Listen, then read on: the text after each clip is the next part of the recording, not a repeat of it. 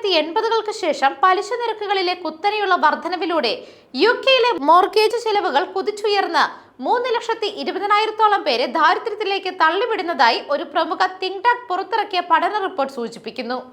കഴിഞ്ഞ 2 വർഷത്തിനിടെ ഭവന വായ്പ പുതുക്കുകയോ പുതിയവ എടുക്കുകയോ ചെയ്യേണ്ട വ്യക്തികൾക്ക് അവരുടെ ഡിസ്പോസബിൾ വരുമാനത്തിൽ ഗണ്യമായ ഇടിവ് നേരിട്ടതായി ഇൻസ്റ്റിറ്റ്യൂട്ട് ഫോർ ഫിസിക്കൽ സ്റ്റഡീസ് പുറത്തിറക്കിയ റിപ്പോർട്ടിൽ വ്യക്തമാക്കുന്നു. 2021 ഡിസംബറിനും 2023 ഡിസംബറിനും ഇടയിൽ മോർഗേജ് നൽകുന്നവർക്കിടയിലെ ദാരിദ്ര്യ നിരക്ക് 1.4% വർദ്ധിച്ചിട്ടുണ്ട്. പലിശ നിരക്കുകളിലുള്ള വർധനവ് മൂലം പല കുടുംബങ്ങളും ആയിരക്കണക്കിന് പൗണ്ടാണ് മോർഗേജ് നിരക്കായി അധികമായി നൽകുന്നത്.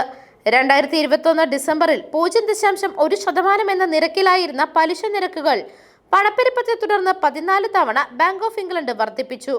നിലവിൽ 5.25% എന്ന ഉയർന്ന നിരക്കിൽ എത്തി നിൽക്കുമ്പോൾ നിരവധി സാധാരണക്കാരാണ് ഇതുമൂലം ബുദ്ധിമുട്ടുന്നത് എന്ന് റിപ്പോർട്ടുകൾ വ്യക്തമാക്കുന്നു.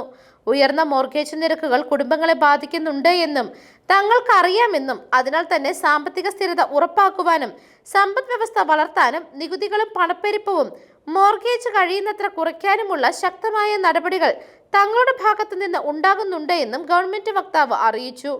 ടോറി ഗവൺമെന്റിന്റെ വിനാശകരമായ മിനി ബജറ്റിന്റെ ഭവിഷ്യത്താണ് ഇപ്പോൾ ആളുകൾ അനുഭവിക്കുന്നത് എന്ന് treasury chief secretary Darren Jones MP കുറ്റപ്പെടുത്തി.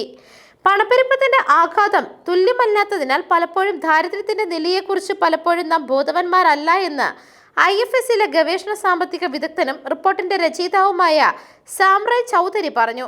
ഇത്തരമൊരു റിപ്പോർട്ട് ഗവൺമെന്റിന് മേൽ ഉയർത്തുന്ന സമ്മർദ്ദം ഏറെയാണ്. News desk മെഗ്നവിഷൻ.